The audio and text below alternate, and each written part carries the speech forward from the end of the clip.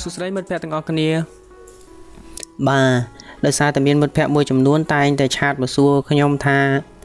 នៅពេលដែលយើងភ្លេច password Facebook តើយើងធ្វើយ៉ាងណាទើបអាច reset password Facebook បានដើម្បី log in ចូលទៅកាន់ Facebook account ចាស់របស់យើងវិញបានអញ្ចឹងចំពោះបញ្ហាមួយនេះមិត្តភក្តិយើងមួយចំនួនដែលគាត់ធ្លាប់ចេះហើយគឺវាជារឿងងាយស្រួលសម្រាប់គាត់តែបើសិនជាយើងមិនទាន់ដឹងទេបាទវាក៏ជាផលលំបាកមួយសម្រាប់យើងដែរអញ្ចឹងដោយសារតែបញ្ហានេះទើបខ្ញុំសម្រាប់ចិត្តបង្កើតវីដេអូឃ្លីបមួយ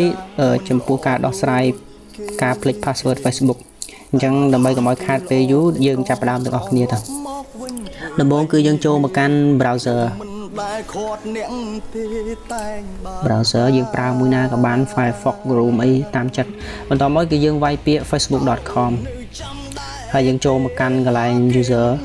Facebook នេះគឺយើងអាចវាយមកចូលលើ user Facebook ឬក៏ mail ឬក៏លេខទូរស័ព្ទអញ្ចឹងខ្ញុំចាប់ផ្ដើមវាយ user ចូលបាទអញ្ចឹងខ្ញុំវាយនៅ password ខុសមួយពេលនោះខ្ញុំមិនអាច log in ចូល account របស់ខ្ញុំបានទេអញ្ចឹងចំណុចត្រង់នេះគឺខ្ញុំសូមជ្រើសរើសយកពាក្យ forgot password បាទនៅពេល load មកដល់ចំណុចនេះគឺយើងចាប់ផ្ដើមឲ្យយើងវាយ username Facebook ឬក៏ email ឬក៏លេខទូរស័ព្ទ Facebook របស់យើងដើម្បី search នៅ account របស់យើងស្វែងរកនៅ account របស់យើងដែលចង់ reset password អញ្ចឹងខ្ញុំវាយមកគឺបាទខ្ញុំវាយ username Facebook ខ្ញុំចូលហើយខ្ញុំចុចយកពាក្យ search នេះប៊ូតុងខៀវនេះ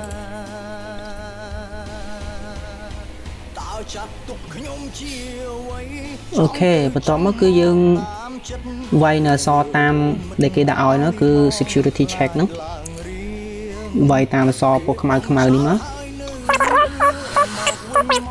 អូខេបន្ទាប់មកយើងចុចយកពាក្យ submit បាទពេលនោះគឺ load account មកជាច្រើនអញ្ចឹង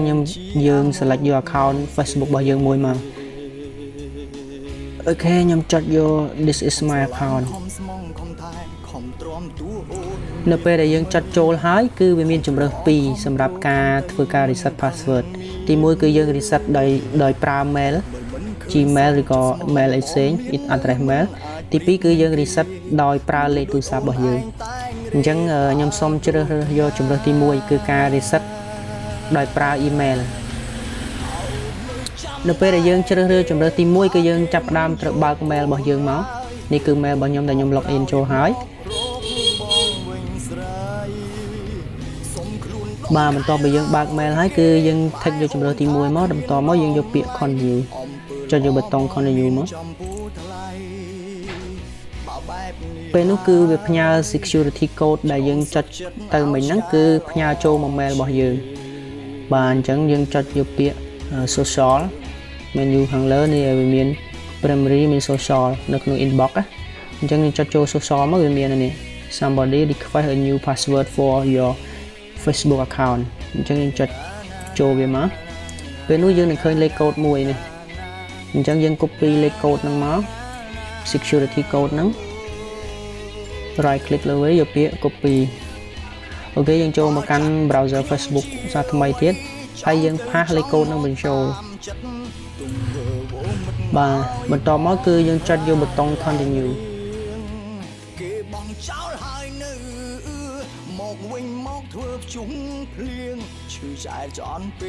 បាទមកដល់ចំណុចនេះគឺយើងគេចាប់ផ្ដើមឲ្យយើងវាយនៅ password ថ្មីបាទអញ្ចឹងត្រង់ចំណុចនេះគឺយើងវាយមកនេះ password របស់យើងអានេះគឺ new password ហើយយើងវាយ password បញ្ចូលមកសម្រាប់ការវាយ password ហ្នឹងគឺគេឲ្យយើងប្រើនៅតួអក្សរបូកជាមួយនឹងលេខដែលមាន6ខ្ទង់ឡើងទៅបាទអញ្ចឹងខ្ញុំវាយ password ថ្មីចូលអូខេពេលដែលយើងវាយ password ថ្មីចូលហើយយើងចុចយកពាក្យ continue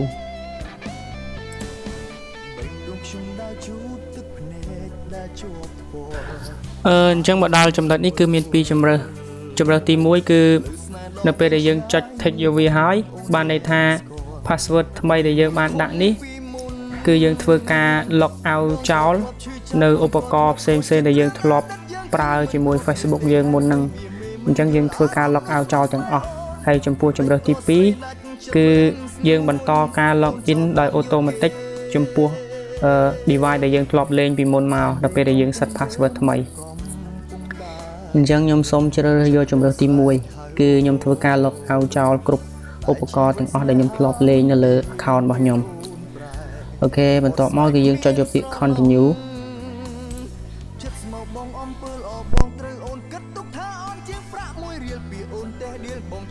បាទហើយយើងយកពាក្យ get start អូនបោកចិត្តបងទាំងភ្នែកស្រស់កាលពីមុនអូនល្អខ្លាំងណាស់ទើបបងស្គាល់យំមិនលឺឈឺខ្លាំងណាស់ឈឺខ្លាំងណាស់យំមិនលឺទឹកភ្នែកមិនហូរមិនមានស្លាកស្នាមតែទុករូបរាងពេញកាយឈឺខ្លាំងខ្លាំងហើយនៅតែនឹកអូនមិនរសាយទ្រង់ធ្លុំភ្លាយខ្ចាត់ខ្ចាយបេះដូងអូខេយើងពាក្យ continue មួយទៀតយើង continue ទៀតបាទមកដល់ចំណុចនេះគឺជាសកម្មភាពថ្មីដែលយើងធ្លាប់បានលេងនៅលើ account របស់យើងពីមុនអញ្ចឹងចំណុចនេះវាអត់សូវសំខាន់ទេខ្ញុំ select all ឬក៏យកពាក្យ skip វាចោលតែម្ដងទៅអូខេហើយបាទមកដល់ចំណុចនេះគឺវាមានពាក្យមួយថា get login alert បានន័យថាវានឹងផ្ដល់ព័ត៌មានត្រឡប់មកយើងវិញនៅពេលដែល account របស់យើងត្រូវបាន login លើ device ផ្សេង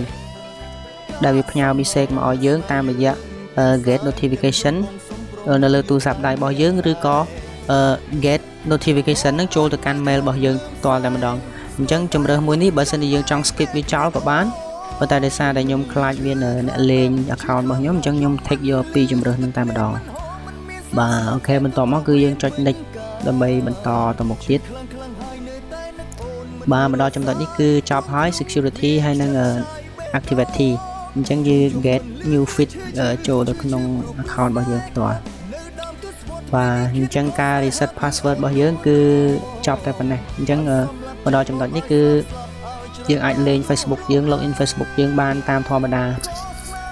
ឥឡូវខ្ញុំសាក log out វាវិញហើយខ្ញុំ login ចូលម្ដងទៀតថា password ថ្មីដែលយើងដាក់ចូលហ្នឹងគឺដំណើរការឬនៅបាទអញ្ចឹងខ្ញុំចាប់ដើមវាយ user របស់ខ្ញុំចូលហើយបន្ទាប់មកខ្ញុំវាយ password ថ្មីដែលខ្ញុំបានដាក់មិញហ្នឹងហើយបន្ទាប់មកខ្ញុំចុចយកពាក្យ login បាទអញ្ចឹង password ថ្មីដែលខ្ញុំបានដាក់មុនហ្នឹងមិញហ្នឹងគឺវាដំណើរការតាមធម្មតាហើយអញ្ចឹងការ reset password Facebook គឺចប់តែប៉ុណ្ណេះហើយសង្ឃឹមថាមិត្តភ័ក្តិទាំងអស់គ្នាមើលវីដេអូ clip នេះហើយនឹងអាចធ្វើបានទាំងអស់គ្នាអញ្ចឹងសូមអរគុណសម្រាប់ការទស្សនាវីដេអូ clip នេះ